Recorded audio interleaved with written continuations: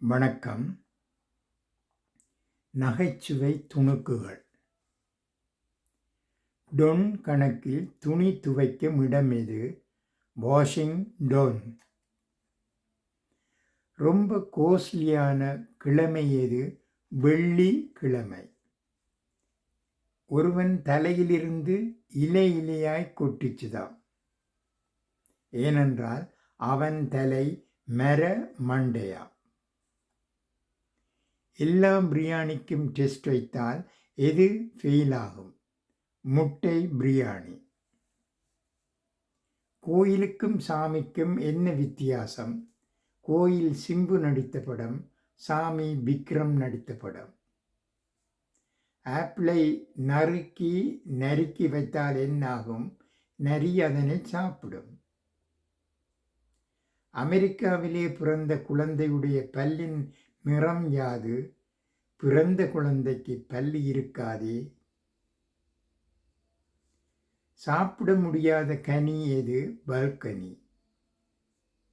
எந்த ஊரில் அதிர்ஷ்டமே இருக்காது? லக்கினத்தில்.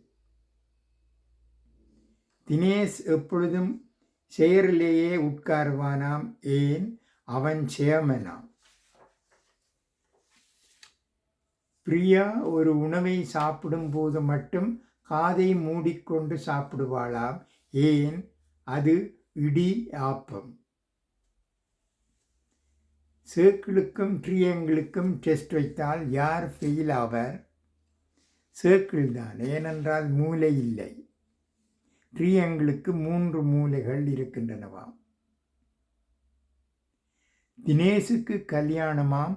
ஆனால் அவனை மண்டபத்துக்கு கூட்டிக் கொண்டு போகாமல் சுடுகாட்டுக்கு கூட்டிக் கொண்டு போகிறார்களாம். ஏனென்றால் தினேஷ் கேட்டுக்கொண்டது தனக்கு அடக்கமான பெண் வேண்டுமென்று. ஆகாஷ் தன்னுடைய அப்பா பெயரை எழுதி ஃப்ரிட்ஜுக்குள் வைத்தானாம். ஏனென்றால் அப்பா பெயர் கெட்டு போகாம கூடாது என்பதற்காக. ஒரு ஸ்கூலில் எக்ஸாம் அன்று எல்லோரும் கலர் ட்ரெஸ் போட்டு கொண்டு இருந்தார்களாம். ஏனென்றால் அன்று ஆண் பெண் இருபாலருக்கும் மாடல் எக்ஸாம் ஆகும். ரம்யா நகைக்கடையில் போய் மோதிரம் வாங்கி அதனை காலில் அணிந்து கொண்டாளாம்.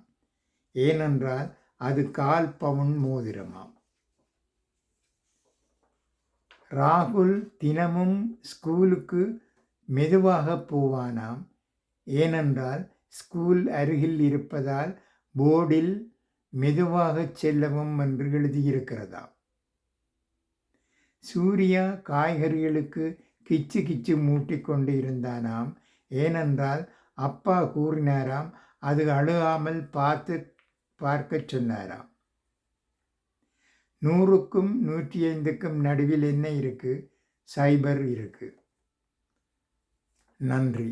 இப்பதிவினை பார்ப்பவர்கள் சப்ஸ்கிரைப் பண்ணும்படி தயவுடன் கேட்டுக்கொள்கிறேன். வணக்கம்.